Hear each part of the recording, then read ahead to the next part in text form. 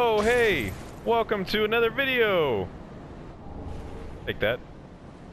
So in this little demonstration, I'm going to show you one of the most interesting builds in Dark Souls. Probably one of the cheapest, one of the best to solo with, especially since there's not as many people playing now.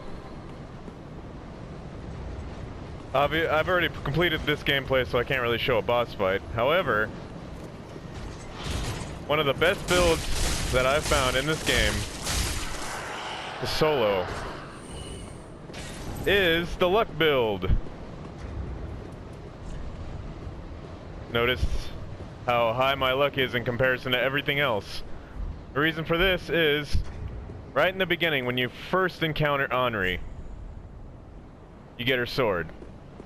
And originally this sword is pretty fucking weak. It's horrible, it's ridiculous, but one of the secret things of it, obviously a lot of people know about, is that it scales off of luck.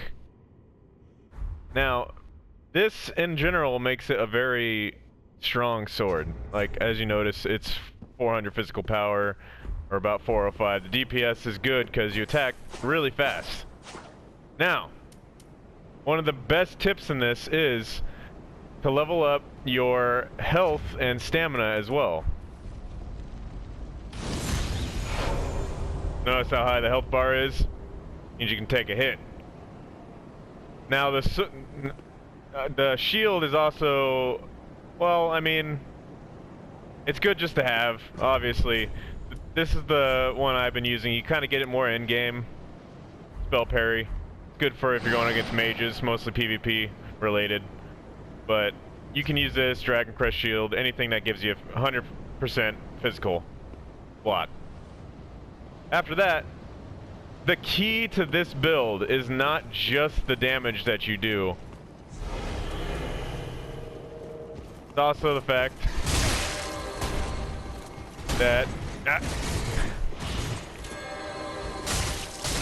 luck affects status.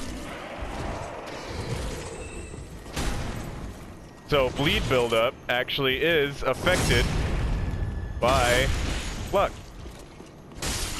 Very helpful against bosses, very helpful against normal enemies, bigger enemies, everything like that. The higher your luck is, the less amount of strikes that it will take to make them bleed.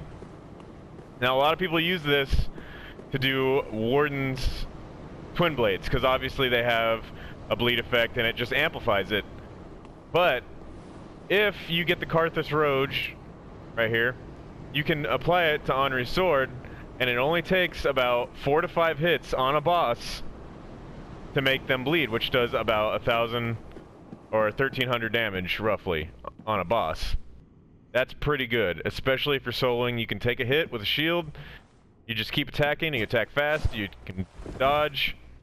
Great. Poison, whatever. Bleed is where it's at. Obviously. I can't show you because I've already beaten this whole thing, and I don't want to go through another playthrough yet. But that is one of the reasons why this build is honestly one of the best that I've encountered in the game. Even in PvP, I've been able to take down 2 to 3 people at a time just because they don't expect me to hit so hard, to make them bleed, and to kill them so fast, just because of the Karthus Roge. Now, the best thing to do also is when you're in the tombs, there is a spot where you can pick up some ashes so that you can constantly buy the Karthus Roge. And that's key for this build. It also makes your weapon look cool.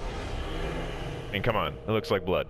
But if you're looking to solo this game, if you honestly, you don't have any friends to play with, not saying that you're not a cool person, because, hey, you're watching this video. But you don't have anyone to play with, or you can't find any summon signs, which, they're getting less and less as the game progresses. There's no DLC for people to go through. So it's kind of a slower game at this point for players.